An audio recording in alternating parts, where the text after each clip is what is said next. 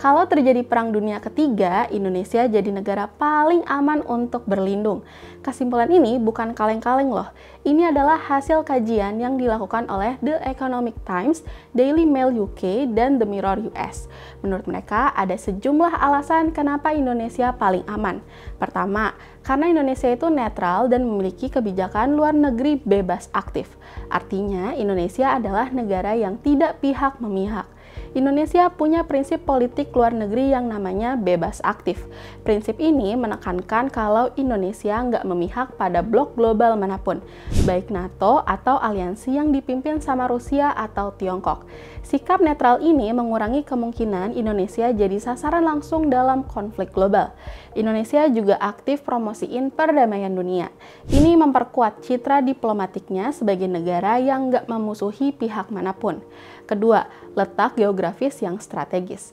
Indonesia adalah negara kepulauan dengan lebih dari 17.000 pulau. Ini bisa jadi penghalang alami terhadap invasi militer. Lokasinya yang jauh dari pusat konflik utama kayak Eropa, Timur Tengah, dan Amerika Utara membuat Indonesia kurang menarik sebagai target yang strategis. Selain itu, luasnya wilayah Indonesia dan medan yang beragam menyulitkan agresor untuk melakukan serangan besar-besaran. Ketiga, kekayaan sumber daya alam. Indonesia memiliki lahan subur, akses ke air bersih, dan sumber daya alam yang melimpah, seperti pertanian dan perikanan. Dalam situasi krisis global seperti gangguan rantai pasok akibat perang, Indonesia dinilai mampu mencapai swasembada pangan. Ini membuat Indonesia dapat menopang kebutuhan penduduknya tanpa impor. Nah, nggak cuma Indonesia yang dianggap aman buat berlindung, ada juga Islandia. Negara ini terisolasi di bagian utara bumi, jadi mereka jauh dari pusat konflik global. Islandia adalah negara damai yang nggak pernah terlibat perang atau invasi skala besar. Negara lainnya adalah Fiji.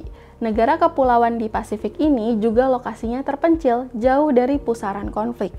Negara ini mempunyai banyak kepulauan dengan hutan lebat, persediaan ikan dan mineral yang melimpah, sehingga mereka akan tetap survive kalau terjadi perang. Negara berikutnya adalah Selandia Baru. Negara ini memiliki medan pegunungan yang sulit ditembus. Selama ini mereka juga selalu bersikap netral dalam setiap konflik global. Berikutnya Tuvalu. Karena negara ini kecil, populasi warganya juga sedikit. Mereka juga nggak banyak mempunyai sumber daya, sehingga tidak menarik bagi agresor. Ada juga Swiss. Selama ini, Swiss selalu netral, bahkan sejak Perang Dunia II. Sebagian besar wilayah mereka pegunungan. Jadi ini menjadi pertahanan alami untuk berlindung termasuk dari nuklir. Yang lainnya ada Afrika Selatan, Chili, dan Bhutan.